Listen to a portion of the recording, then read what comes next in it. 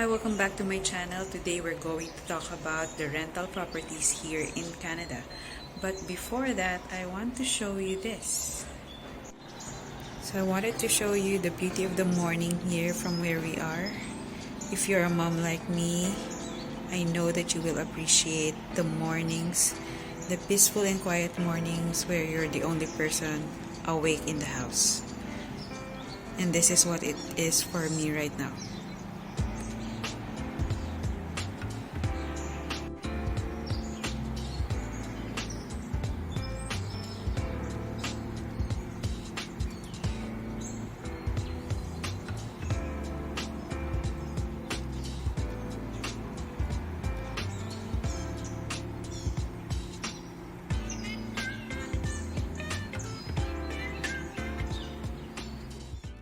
So somebody asked me from the comment section of one of my videos whether it's easy to find a housing or a rental housing here in Canada. The simple answer would be yes, it is easy. But if you're like us who are, let's say, choosy because we have lots of things to consider, we have 2 kids, we found it hard to look for an apartment. And I'm going to tell you why. So for you to understand that, you have to know that there are different types of rental properties here in Canada. We have the Airbnb and the hotel. We have the in-campus housing, room rentals, basement, house rentals, apartment buildings, and we have the condominiums. So firstly, for the Airbnb and the hotel, before coming here, we already booked our Airbnb accommodation. We booked it for 2 weeks because we thought that 2 weeks is already enough based on the forums that we've read. 2 weeks is enough to find the housing. It's really easy. But when we got here, we had to extend our stay with the Airbnb because we found it hard to find an apartment. And there was also a time when we cannot extend our stay in the Airbnb anymore because it's already occupied for the next dates. So we had to stay in a hotel for a week before we found this apartment. So Airbnb is just for a short-term stay. You can pay for long-term, but I don't think it would be wise since it would be very expensive for you. Although it's furnished, everything is supplied to you, everything is already there, including the hydro, the water, and the heat. It can be very expensive. So you can book an Airbnb for 2 weeks to a month when you come here so that you will have an accommodation while you are looking for an apartment for your long-term stay. Next option is a sublease. So students who are on vacation or on a break would rent out their apartments or their room for a certain period of time. So for example, for the 2 months of break, like July or August, they will rent it out to somebody who's willing to pay for the rent and for the utilities while they are on vacation. So we were tempted to do this, but it's really a hassle to move out and find another one after your lease expires. So aside from this, there's also no contract. So you're paying another renter for this. The next option would be the in-campus housing.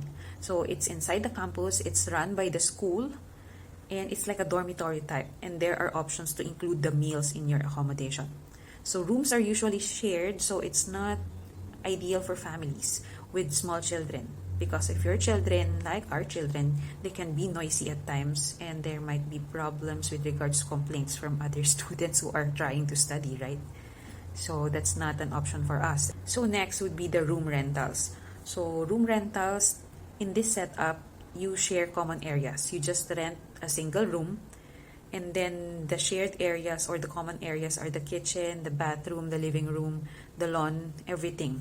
So because of this, the utilities like hydro, water, the heat, and the internet are also shared. So this is less expensive, like $500 to $950 Canadian dollars per room.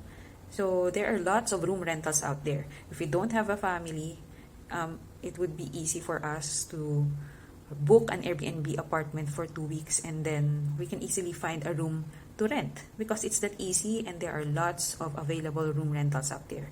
But our issue with this is the privacy.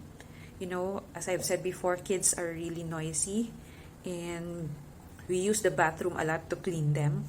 And I think that would be a future issue with the other tenants. And also, since we are in a pandemic and our children cannot be vaccinated yet, I don't think it would be wise to share a house with anyone So I don't think room rentals are ideal for families. Also, not all landlords will accept families if it's room by room rental. The next type would be the basement. So basement is, there is an occupied main area above you. So the problem with this could be the noise. If the people living above you are noisy, or if they have small kids who are running around all day, then there might be some noise problems. Also, they said that basements are colder in wintertime. And we have read lots of comments or lots of ads during the time that we were looking for apartments. Whenever we read whenever we read ads for apartments, they clearly say, or they clearly state there, that this is not a basement apartment, so you don't have to worry about bugs. So we had this notion, so is it really like that? That if you live in a basement, there would be a possible problem with bugs? So I don't know. If you know the answer, or if you have lived in a basement apartment before, please comment it below. I really want to know. And then another thing with basement apartments is they have smaller windows. So it's a little bit darker inside. And if you're claustrophobic, it might be a problem. So good thing about this is basements have privacy, because if you're renting the basement alone, even if somebody is living above you, but you have this solo access to your basement, so it's with privacy. Although there are some basements who don't have their own kitchen and bathroom, so they have to share it with the people living upstairs. So that's one option, and that's one possible setup you might encounter. So basements are usually less expensive. It can be around 900 to 1,300 Canadian dollars. It depends on the setup and the number of bedrooms inside the basement.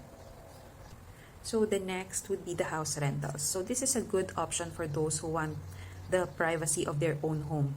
So this is more expensive, but if you have problems with if you have privacy issues, then this is the best option for you. However, our only issue with house rentals is that, of course, here in Canada, there are no gates.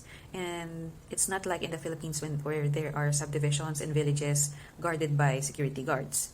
I don't feel safe in houses. This is just for us. This is just for our family. So it depends. It depends also on the neighborhood. But as I've said, people can just come in and out of the neighborhood because there are no guards. There's no subdivision. There are no villages guarded by security guards. This is also more expensive because you typically own the whole house, or you rent the whole house. So it costs around 1,200 to 2,500 Canadian dollars depending on the number of bedrooms, and of course whether it's new or renovated or an old house. The next option would be the apartments and the condominiums. So apartments and condominiums are the same except for the type of ownership. So for apartments, these are whole property owned and managed by a company. So I think this is less prone to scam because you're actually dealing with the whole corporation or a company. Whereas condominiums, there is one owner per unit. So in one building, there are lots of owners. So you are actually dealing here with an individual. So if you have property concerns, it's more quickly addressed when you are in an apartment because you're dealing with the whole company, and there are really people whose roles are to attend to the needs of the tenants, right?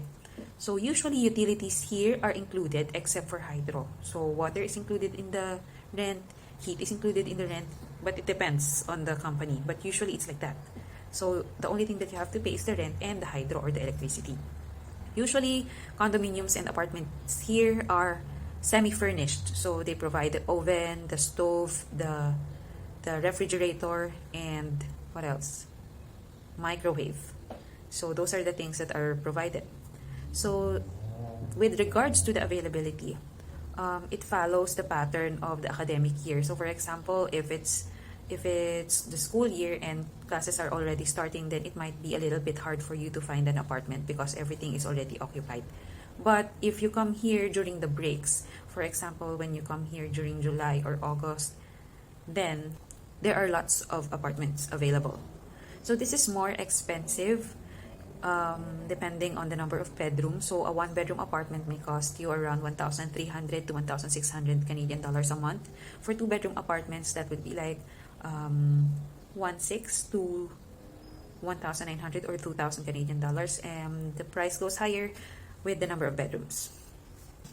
So yeah, I guess those are the types of rental apartments here. So you see why it has been hard for us to look for an apartment, because we came here during April and most of the apartments are already occupied. And aside from that, there are also lots of considerations with regards to the privacy, the security, the health issues, something like that. So it has been hard for us. But now we're here and we're thankful. So now let's talk about the requirements. So the landlord might ask you for a 1-month advance and last month's deposit. Usually the rents here are for a minimum of 12 months. They might also ask for a job offer or an employment letter, and also for a credit score. Now, if you're new here in Canada, they will understand, but you can at least offer to submit to them a bank statement or a bank certificate here in Canada to prove that you have this capacity to pay. Aside from this, if you will not be able to show them a credit score or an employment letter, then you might be asked to pay upfront for 6 months worth of rent. So that's a little bit heavy, but it depends on you. So lastly, here are some tips. So number 1 is visit the property. Don't pay any down payment without seeing the property yourself, because some scammers might post pictures of a different property, and when you already paid, the property is non-existent. Somebody else is renting there, or it's not even for rent. Okay, so next is know if the property really belongs to the person you're talking to, because you might not know that it's just for sublease and you're not the main tenant. So know this. Number 3, don't pay without signing contracts. It has to happen face to face. Next is location. So your house or your rental property should be at least near bus stops, or not near groceries. If you're not near your campus, if you're not near anywhere, then at least make sure that your house is very near a bus stop. It's really hard to go around here, most especially in London, if you don't have a car. So at least make it a point to check if it's near bus stops. So another question is where to look for apartment rentals. You can check Kijiji, rentals.ca, rentfaster.ca, or even Facebook Marketplace. But do your due diligence. Check the person you're talking to. That's why I say that apartment rentals are less prone to scammers, because you know that you're actually talking to an entity, a legal entity, somebody who has licenses to operate. That's just my opinion. So there, I have shared to you everything I know about the rentals here in Canada, and I hope you learned something. For my next videos, I might talk about the immunization of kids here in Canada, or the getting a driver's license here. So please subscribe, because I do videos like this because I want to share as much as I know about the life here in Canada. And if you're planning to live here, then please comment down below and I would like to connect with you. So bye, and thanks for watching.